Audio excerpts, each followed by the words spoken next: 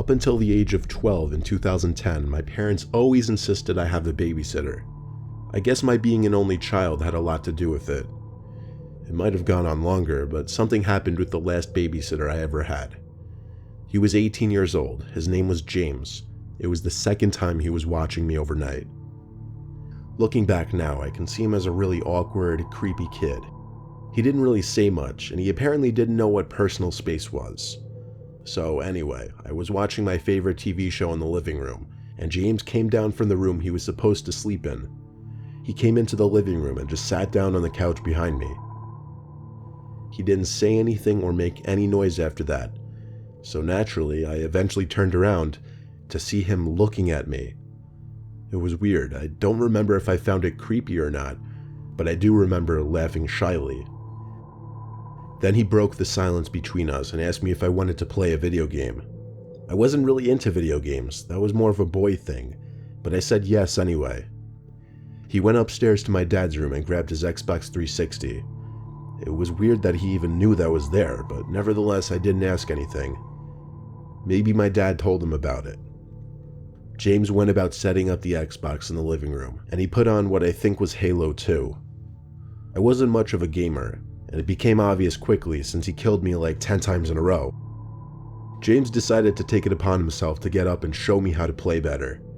He grabbed both my hands and tried to mimic the controls so that I could get a feel for what buttons did what. But the way he was standing so close, it made me a bit uneasy. His body was literally leaning against mine as his hands held mine while I held the controller. This went on for some time before I shyly said I don't like this game and wanted to stop. He looked upset and then said okay as he sat back down on the couch and continued to play on his own. I went upstairs to my room to watch TV, and at some point I fell asleep with the TV on. I know because I woke up to the glaring light of the TV in my dark room. As soon as I sat up, the springs in my mattress made a crunching noise. But underneath that sound, I could swear I heard a shuffling noise come from somewhere in my room. I wanted to call for James because I was scared, but I didn't want to make too much noise. All I did was look around my room as I sat up in my bed, afraid I was going to find someone. Then my eyes stopped on the closet door, which was half open. I squinted my eyes to see better, but when a white screen came up on the TV, it gave off enough light to reveal James standing in my closet. I let out a noticeable gasp, and I guess he noticed. He came out slowly, going, "Shh, shh, it's okay," with his arms out. I sat there frozen in fear as he came closer, telling me how pretty he thought I was. I knew what he was doing, and when I saw an opportune moment for me to slip through him into the door, I took it. I knew to run to the office downstairs, which had a lock, but not before grabbing a phone to call my dad. James knocked on the door claiming he wasn't going to do anything, begging me not to call my dad. My dad was of course furious on the phone and told me to stay where I was and he'd be home in an hour, but by then James left. It didn't matter though, because my parents had his parents' information, and they called the police promptly, who I explained what happened to. James was arrested on some kind of charge for sexual misconduct with a minor, or something like that. Ever since that day, I was trusted to be alone without a babysitter. And it's weird, but I still think about James at least once every other day.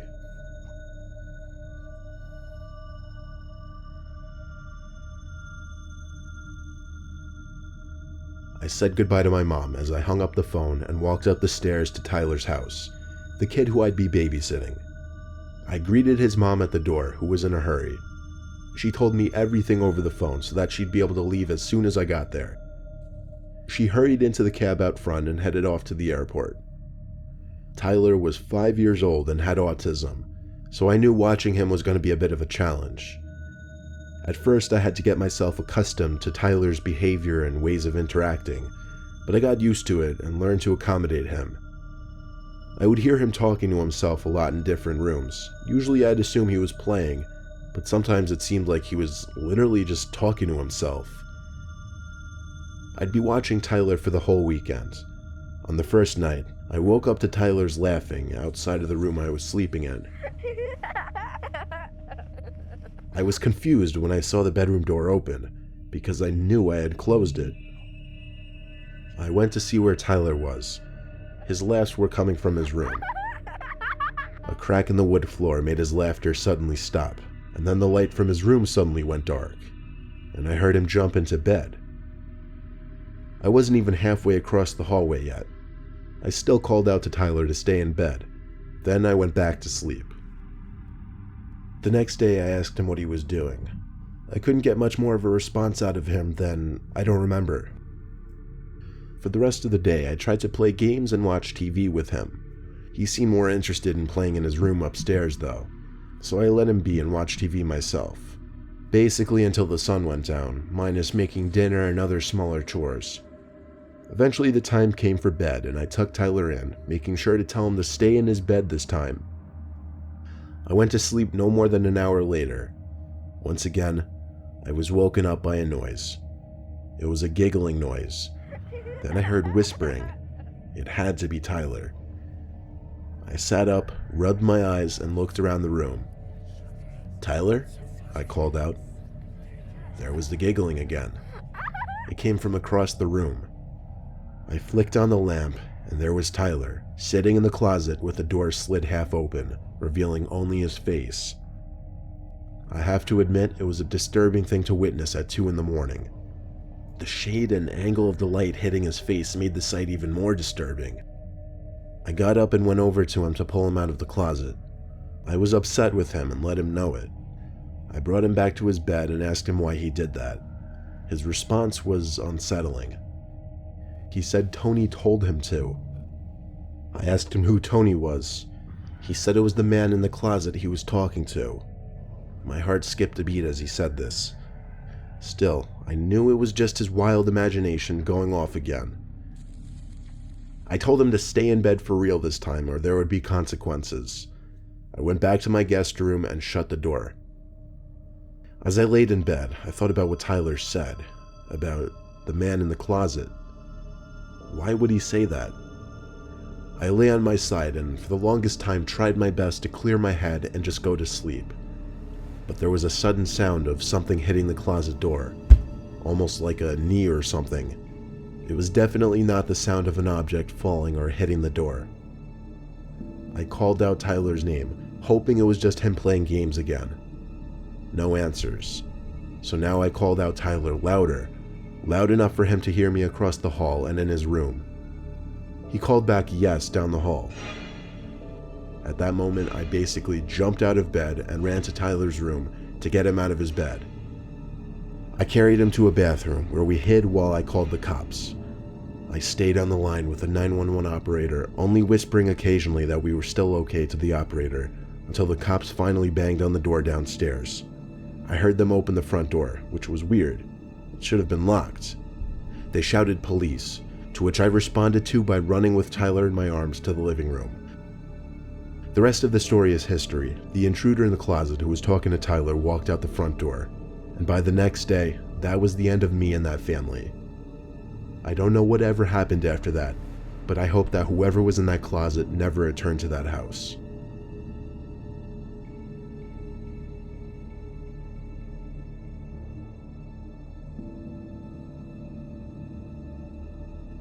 Growing up, my brother and I always had a babysitter during the week, and sometimes on the weekends, given that our parents both work full-time.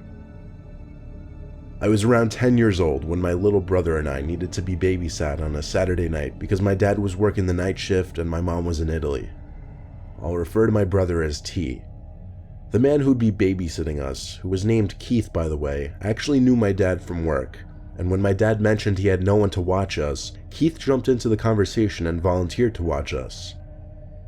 He didn't know Keith very well apart from saying hi once in a while to him at work, but apparently he knew him enough to trust him with us. It was 6 p.m., already dark out. Our dad walked up to Keith's front door with us and rang the bell. Right from the get-go, Keith seemed super friendly, a little overly friendly, always smiling no matter what he said. He and my dad talked for a while after introducing us. Keith seemed to be really nice because he kept trying to talk to T and I. When our dad left, Keith showed us around the house. T and I sat on the couch in the living room. I was excited to see a GameCube. Keith stood by the doorway with a big smile on his face and his hands on his hips as he watched me getting all excited and hooking up the GameCube. While I played some Sonic game, Keith told T to come with him. He had some games and toys for him upstairs. They were up there for a while, and eventually I got bored of the game. I left the GameCube on, but I went upstairs to see what they were doing. The upstairs was pretty big. There was a wide hallway with a bunch of open doors, but there was one closed door. I figured they must be in there, so I opened the door to find a dark room lit up only by a computer screen. I walked over to the computer to see 2 camera screens on there. One of an empty room with a lamp on, the other with a room with T and Keith sitting on the floor playing with toys. I watched for a little bit and grew uncomfortable as I saw Keith inappropriately touching T, like rubbing his shoulder really slow-like. Then I noticed Keith stop moving and just look at my brother with a smile on his face. T looked back at him. I'm sure he was so confused.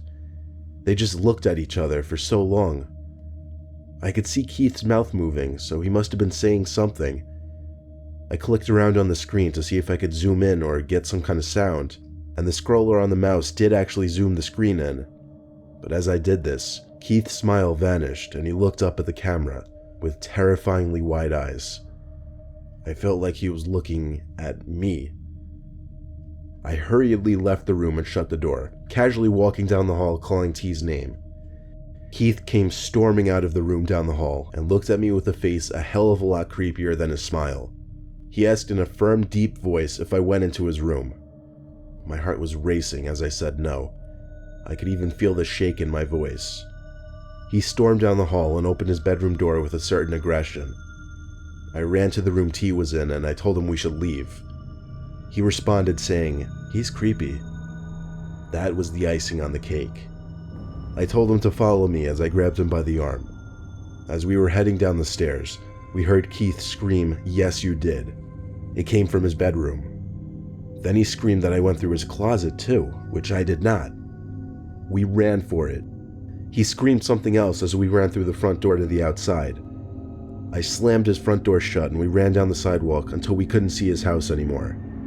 The man was completely insane. Even my 6-year-old brother got bad vibes from him. I asked him if Keith touched him anywhere besides his shoulder. He didn't say anything though. All he did was shrug his shoulders in response. I was afraid to think about what that meant. We were luckily near a friend's house, so we rang the bell and asked my friend's mom to use their phone. I called my dad and told him the situation. My friend's mom ended up letting us stay there for the night after learning of what just happened. My dad called the cops and reported Keith to his boss. Nothing happened to Keith legally, but my dad had a good relationship with his boss, and he managed to get Keith fired.